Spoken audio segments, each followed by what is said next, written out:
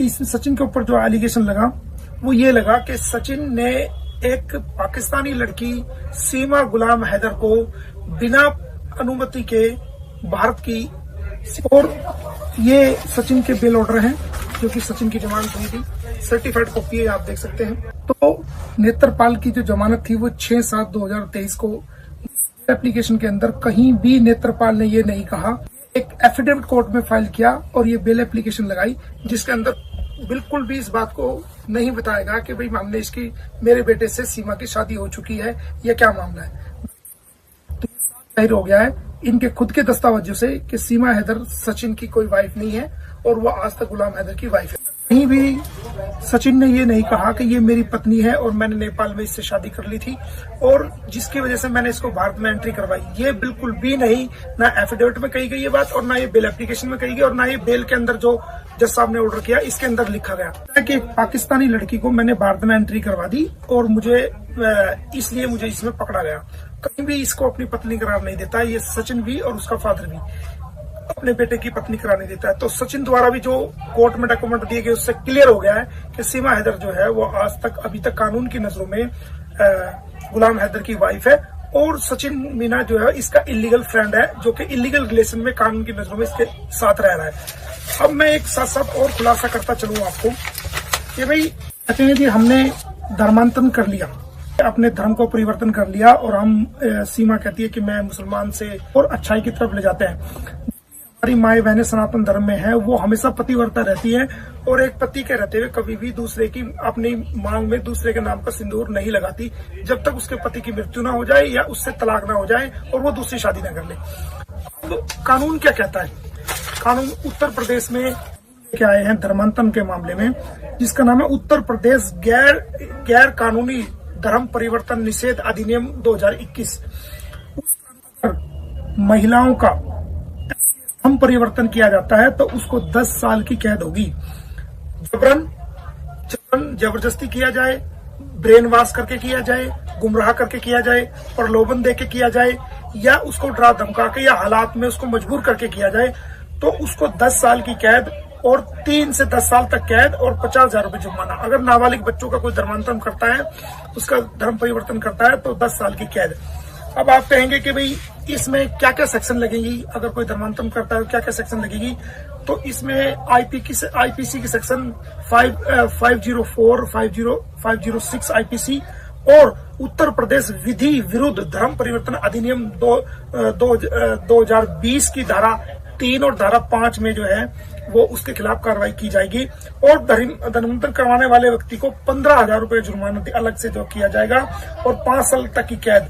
और अगर कोई महिलाओं का या बच्चों का धर्मांतरण कराता है उसको 3 से 10 साल तक की कैद और उसको उसके लिए 50,000 रुपए का जुर्माने का प्रोविजन है।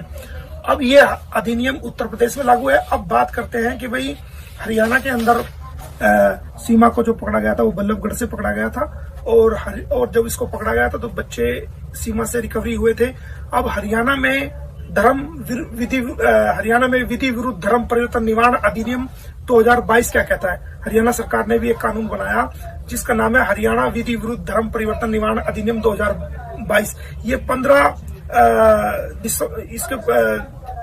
15 दिसंबर को ये लागू हुआ और इसमें क्या होता है कि अगर आप नाबालिग बच्चे जब तक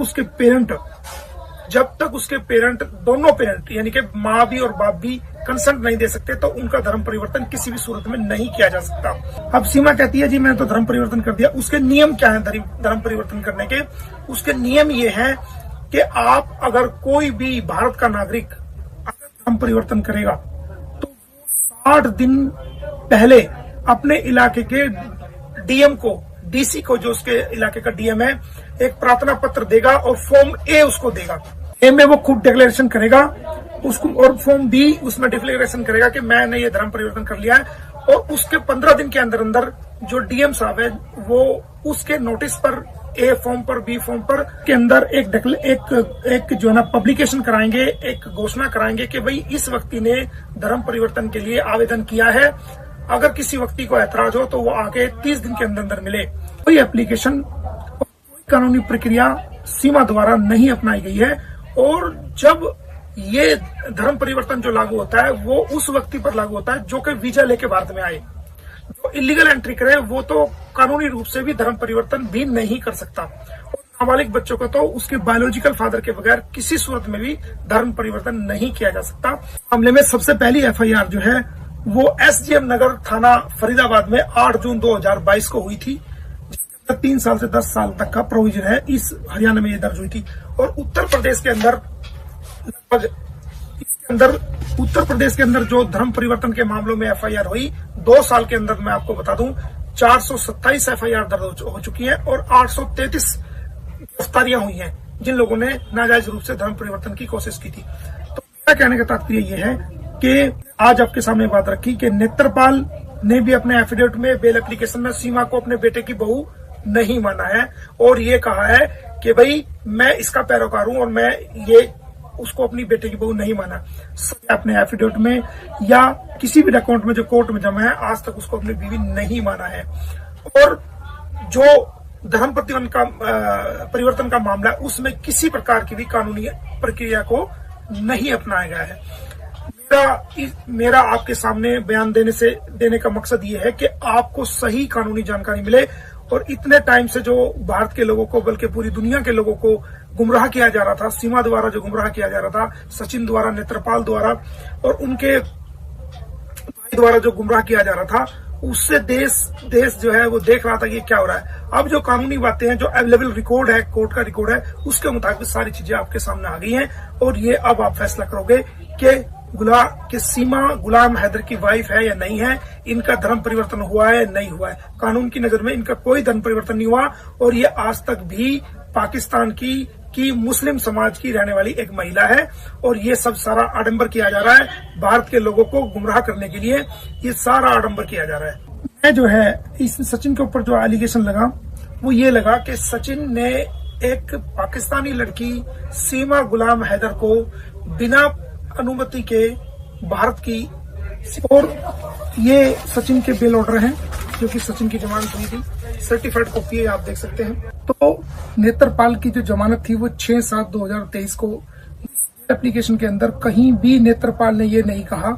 एक एफिडेविट कोर्ट में फाइल किया और ये बेल एप्लीकेशन लगाई जिसके अंदर बिल्कुल भी इस बात को नहीं बताएगा कि भाई हमने इसकी मेरे बेटे से सीमा की शादी हो चुकी है या क्या मामला है। तो जाहिर हो गया है इनके खुद के दस्तावेजों से कि सीमा हैदर सचिन की कोई वाइफ नहीं है और वो आज तक गुलाम हैदर की वाइफ है। कहीं भी सचिन ने ये नहीं कहा कि ये मेरी पत्नी है और मैंने नेपाल में इससे शादी कर ली थी और जिसकी वजह से मैंने इसको भारत में एंट्री करवाई। ये बिल्कुल भी नहीं, ना एफिडेविट में कही गई ये बात और ना ये बेल एप्लीकेशन में कही गई और ना ये बेल के अंदर जो जज साहब ने ऑर्डर किया इसके अंदर